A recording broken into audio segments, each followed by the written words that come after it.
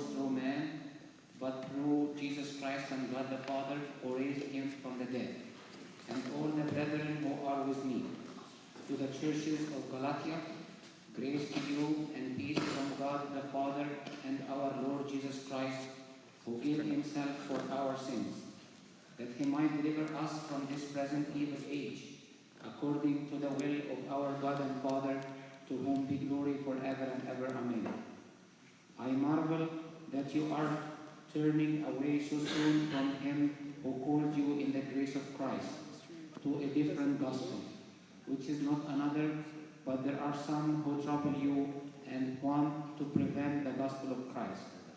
But even if we or an angel from heaven preach any other gospel to you than what we have preached to you, let him be accursed.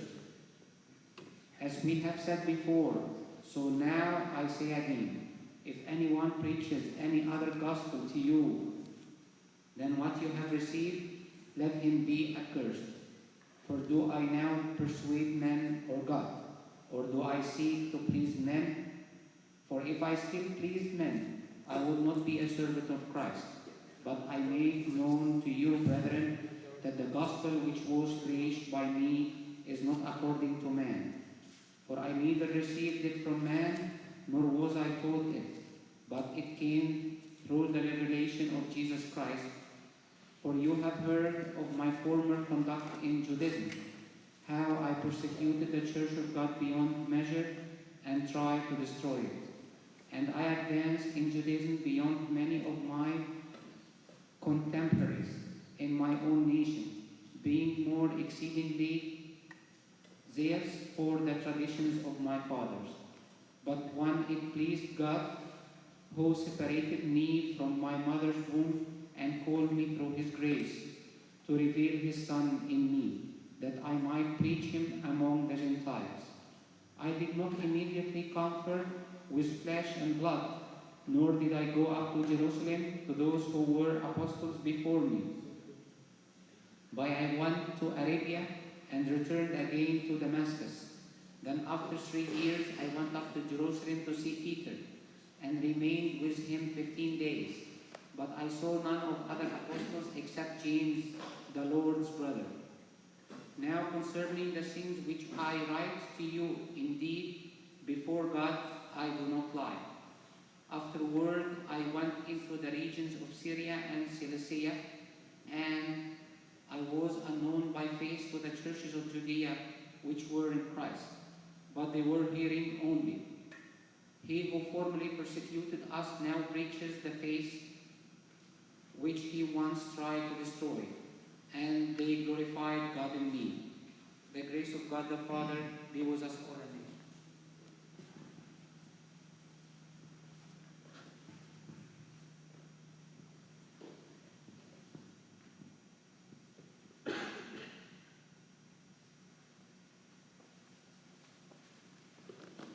Epistle from the epistle of our teacher St. Jude.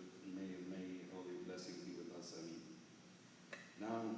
Now, the seventh from Adam prophesies about these men also, saying, behold, the Lord comes with 10,000 of his saints to execute judgment on all, to convict all who are ungodly among them of all their ungodly deeds, which they have committed in an ungodly way, and of all the harsh things which ungodly sinners have spoken against him.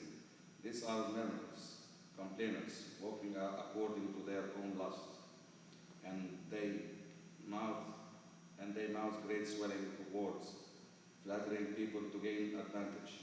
But you beloved, remember the words which were spoken before by the apostles of our Lord Jesus Christ. How they told you that there would be mockers in the last times, who would walk according to their own ungodly lusts. These are sensual persons who cause the divisions, not having the Spirit.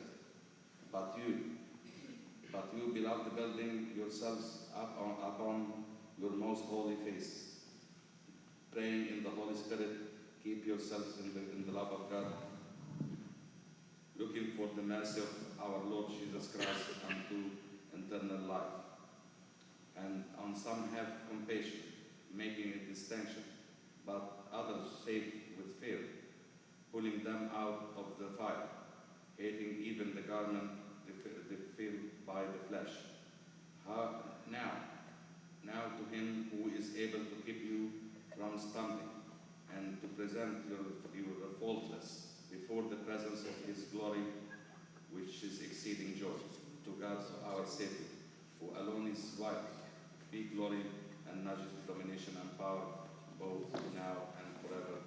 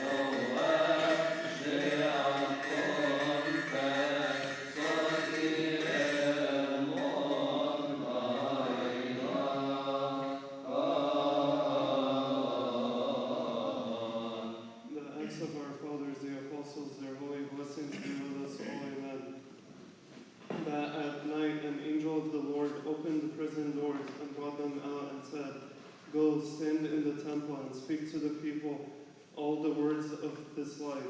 And when they heard that, they entered the temple early in the morning and taught. But the high priest and those with him came and called the council together with all the elders of the children of Israel, and sent to the prison to have them brought. But when the officers came and did not find them in the prison, they returned and reported, saying, "Indeed, we found the prison shut securely, and the guards standing outside before the doors. But when we opened them, we found no one inside. The word of the Lord shall grow, multiply, be mighty, and be confirmed in the holy church of God. Amen."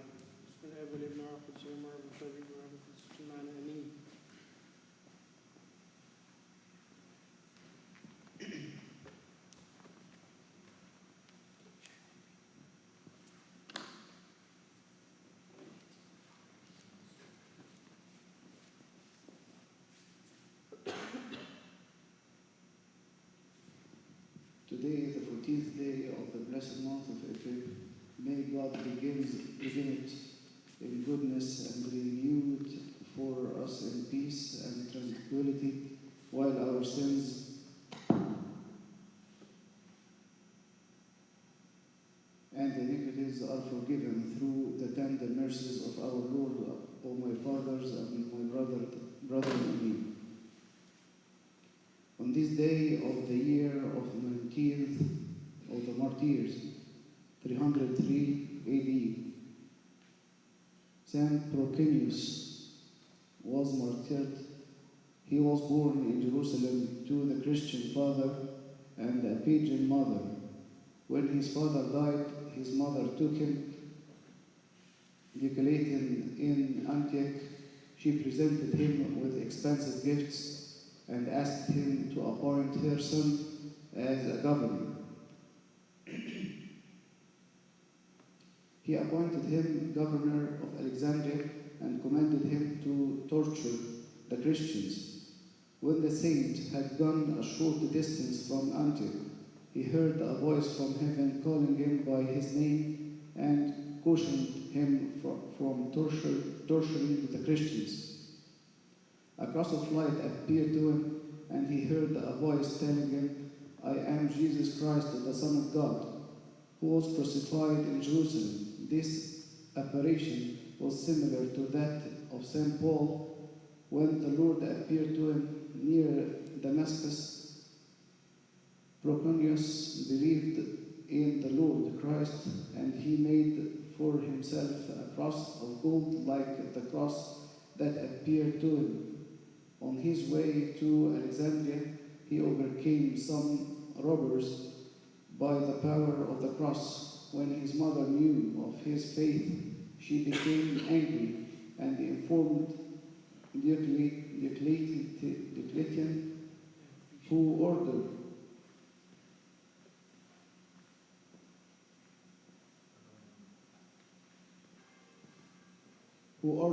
the governor of Caesarea Palestine to take charge of torturing him. When he came before the governor, Proconius confessed his faith in the Lord Christ. He painfully scourged him that he was close to death. Then imprisoned him. The Lord Christ appeared to him, comforted and healed him. The next morning they brought him before the governor, and when the people saw him whole, they all cried out, saying, We are Christians, and we believe in the God of Proconius. The governor ordered to behead them. Among them were 2 perfects and 12 women. Thus they received the crown of martyrdom. As of St. Proconius, the governor tormented him much, and finally he ordered to behead him, and he received the crown of the martyrdom.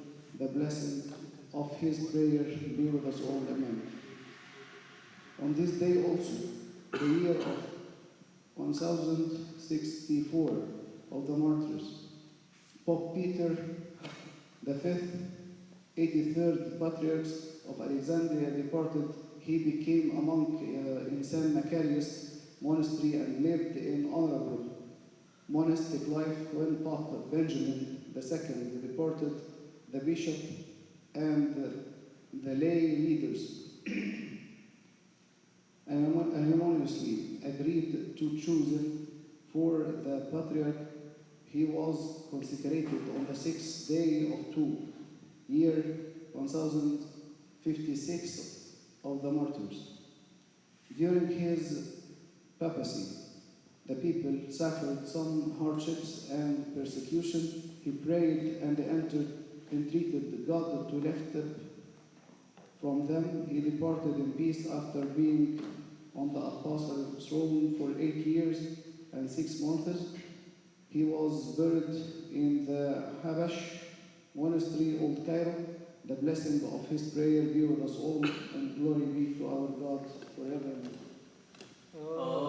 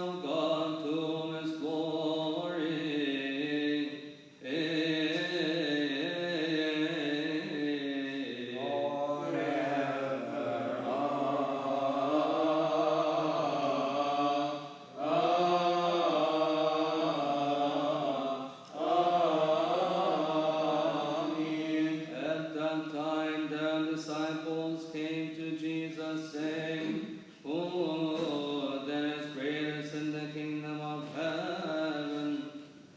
And Jesus called a little child to him, set him in the midst of them, and said, Assuredly I say to you, unless you are converted and become as little children, you will by no means enter the kingdom of heaven. Therefore, whoever humbles himself as this little child is the greatest in the kingdom of heaven. And whoever receives one little child like this in my name receives me.